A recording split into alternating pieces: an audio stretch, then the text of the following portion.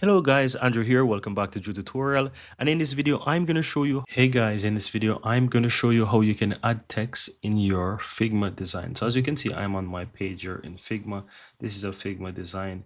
And if I want to add text, you can easily go ahead and find the text option at the bottom here where you have this, and just simply click on text, draw your text box, and you can start typing whatever you want, right? So I basically type in Drew Tutorial, and I can go ahead and resize it. So once you add your text, guys, you have the option on the right hand side where you can easily go ahead and change the font, the style, and all those good stuff, right? So you have it here. For example, you see that I have the typography right here. I can change the text of the font or the style. You can change the size as well, so you can use the drop down or you can type that in, and you can just basically write whatever you want. You can also move around your text afterwards. So you just want to highlight the text box and just move it wherever you want. You can put it whichever design, whichever side location you want. You can even change the color of the text as well. So just go ahead and find whatever you need. So you have the text color right here, and you can change that to whatever you want.